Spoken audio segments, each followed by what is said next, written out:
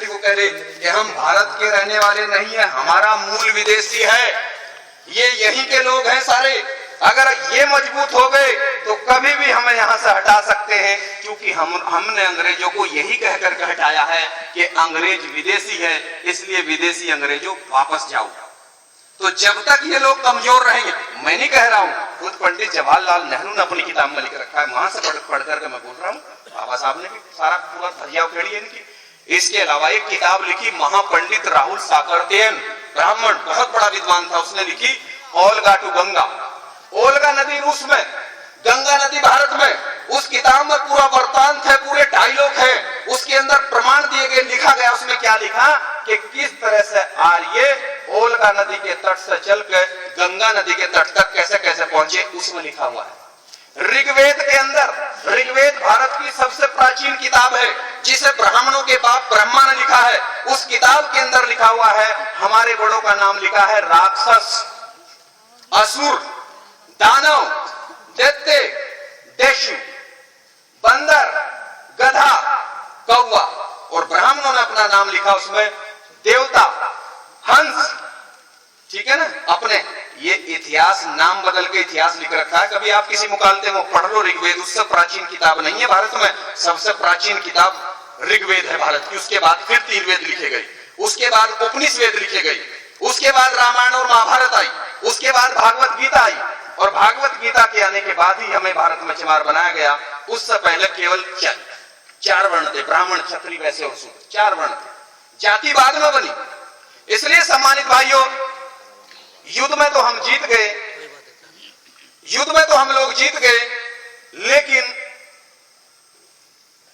वो जो आर्य थे उनके 3 नेता थे। एक का नाम था ब्रह्मा, दूसरा विष्णु और तीसरा महेश।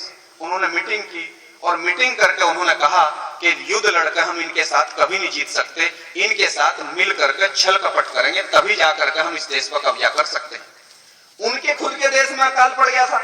अकाल किसको कहते हैं? अगर आज बारिश शुरू हो जाए और 3 महीने तक बारिश पड़ती रहे शुक्र ताल के आसपास, तो यही अकाल है, खाने पीने की चीजें खत्म। तो उनके देश में अकाल पड़ गया, औरतें, आदमी, बच्चे सब मरने लगे, तो वो भारत की तरफ चले। उन्हें पता था कि इस देश से सीधा आदमी कहीं का नहीं। इसलिए सम्मानित भाइयों, उन्होंने कहा कि भाई इनके साथ मिलकर होगा काम, ऐसे नहीं चलेगा। तो वो लगभग 5-6 हजार लोग आए थे घोड़ों पर बैठ करके, और उनके साथ मुश्किल से 40-50 लड़कियां थी, और उन लड़कियों में सबसे सुंदर लड़की थी पार्वती। तो ब्रह्मा ने उसको कहा कि पार्वती तुम बात सुनो, अगर तुमने हमारा ये काम कर दिया तो हम तुम्हें भारत में देवी बना करके, जब तक इस देश पर हमारा कब्जा रहेगा, तुम्हारी पूजा होगी, और मैं तुम्हारे साथ 8 लड़कियां और लगा रहा हूं, तुम 9 लड़कियां मिल करके, ये इनका लीडर है शंकर, अगर तुमने इसको अपने जाल में फंसा दिया तो हम भारत पर कब्जा करेंगे। इन 9 लड़कियों को ट्रेनिंग दी गई, इन 9 लड़कियों को ट्रेनिंग दी गई, और ट्रेनिंग देने के बाद ब्रह्मा विष्णु महेश हमारे नेता शंकर के पास लेकर आए, और जमीन पर लेट करके रोने लगे कि हमारे देश में अकाल पड़ गया, और हमें कुछ दिन के लिए अपने देश में शरण दे दो, और जब मौसम सही होगा तो हम वापस चले जाएंगे, और उसके बदले में हमारी ये 9 लड़की आपकी सेवा में रहेगी। जो हमारा शंकर था, जो हमारा शंकर एक पद था, जैसा आज कौन है? आज मोदी है प्रधानमंत्री, कल कौन थे? मनमोहन सिंह, उससे पहले नरसिम्हा राव, यानी ये एक पद है ना प्रधानमंत्री। तो उस समय हमारा द्रविड़ संस्कृति में, सिंधु घाटी की सभ्यता में हमारा एक पद था शंकर। शंकर कोई एक आदमी था, हमने वो नेता चुन रखा था अपना, वो था। अगर दिक्कत होगी तो फिर दूसरा बना लेते थे। तो उसने कहा भाई ठीक है, चलो मैं आपको टाइम दे रहा हूँ, 6 महीने भारत में रह लो, जब मौसम सही होगा वापस जाना पड़ेगा। तो वो जो 9 लड़कियां थी, वो घूमने के बहाने सिंधु घाटी के बॉर्डर से हटाकर, उन्हें अफगानिस्तान से हटाकर चीन के बॉर्डर की तरफ लेकर आई घूमने के बहाने, और उन्होंने यही हमारे पड़ोस में सारा काम हुआ। इस शहर का नाम भी लिखा महाभारत कालीन, क्योंकि कहीं आसमान में महाभारत नहीं है, सब यहीं की कहानियां हैं। हमें गुलाम यहीं आपके बराबर में बैठकर बनाया गया।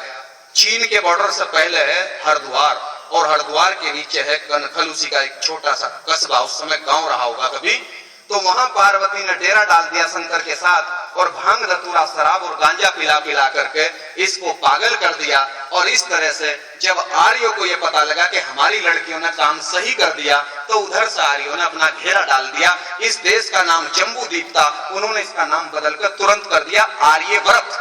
व्रत का मतलब होता है घेरा, यानी आर्यों ने घेरा डाल दिया। घेरा तो डलेगा ही जब जिस देश का नेता ही बेईमान उनके चक्कर में फंस गया और उनको शरण दे दी भारत में, और उसने अपने इतिहास को पढ़ने की कोशिश नहीं की, इस चक्कर में उन्होंने भारत में कब्जा कर लिया। कब्जा करने के बाद उनकी फिर मीटिंग हुई। हम लोग तो साल में एक बार आते हैं, और ये मैं आपको बता रहा हूं कि अगर आप रोजाना बैठ करके इस तरह से बात नहीं करोगे गांव-गांव में, तो 5-4 साल का समय है आपके सामने, मैं उसको रखूंगा आपके सामने। लेकिन पहले मैं ये कहानी आपको जरूर बताऊंगा, क्योंकि हमारे अनपढ़ तो छोड़ दो, जो पढ़े लिखे लोग हैं उनको समाज का पता नहीं है। उनको जिसने जो कह दिया, कोई दलित बताता है हमें, कोई हरिजन हमें बताने लगता है, कोई हमें नीच बताता है, और ब्राह्मणों ने सारी किताबों में हमें शुद्ध लिख करके नीच लिख रखे हैं। तो जब तक हम इसका विरोध नहीं करेंगे तब तक तो ये ऐसे ही चलती रहेगी परिपाटी। हम क्यों माने, देश हमारा है। हम तो इस तरह से, जब ये अंग्रेजों के खिलाफ आंदोलन चला सकते हैं तो हम इनके खिलाफ आंदोलन चलाएंगे कि देश हमारा। पूरी दुनिया का ये कानून बना हुआ है, हमने पढ़ा है, यूएनओ का कानून है, संयुक्त राष्ट्र संघ का कानून है कि कोई भी विदेशी किसी देश में केवल रह सकता है, नौकरी कर सकता है, कारोबार कर सकता है, लेकिन हुकूमत नहीं कर सकता।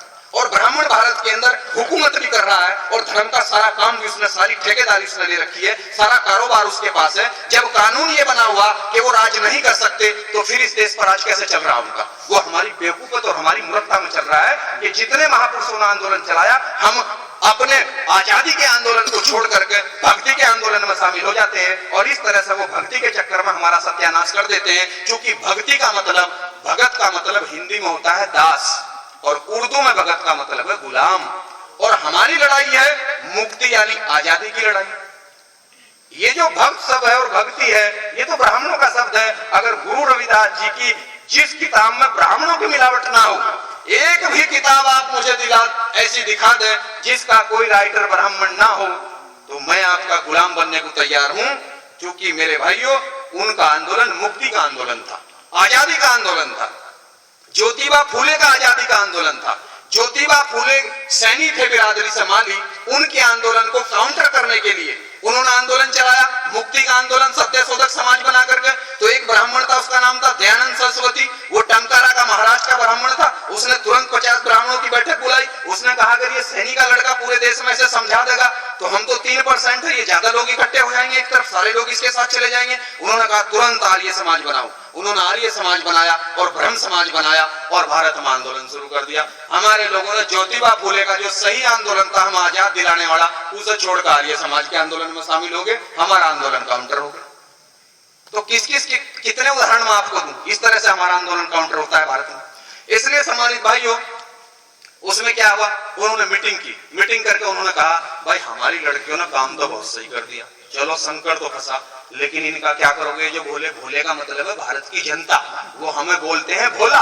वो हमें भोला इसलिए बोलते हैं कि हम इतने भोले हैं कि 5000 साल से हमारा सत्यानाश कौन कर रहा, हमें आज तक यही पता नहीं कि हमारा सत्यानाश कौन कर रहा। हम भगवान को कह रहे हैं कि मेरी तो किस्मत बहुत गलत लिखी थी। अरे कोई भगवान हमारी किस्मत खराब नहीं कर रहा, हमारी किस्मत तो इन्होंने खराब कर रखी है, समझ गए? इसलिए वो हमें भोला बोल रहे, वो तो सही बोल रहे हैं। एक बार हम एक मंदिर में गए तो हमने कहा भाई, अब हम जानते थे इसको, मगर पंडित जी ये बताओ, ये जो शंकर भगवान की मूर्ति है, इसके माथे में भी एक आंख है, ये क्या है? कहने लगे बच्चा इसे मत पूछो। आज क्यों नहीं बताओ मगर इसके बारे में? कहने लगे अगर भोले ने आंख खोल ली तो धरती पर परले आ जाएगी। परले, अगर इसकी संधि विच्छेद करो इस शब्द की, तो पर का मतलब होता है पराई और लय का मतलब होता है व्यवस्था। यानी अब उनकी व्यवस्था इस देश में, तो ये व्यवस्था पराई हो जाएगी। और अगर भोले ने आंख खोल ली तो व्यवस्था तख्ता पलट हो जाएगा, परले आ जाएगी। तो इसका मतलब क्या है? भोले कौन है? हम।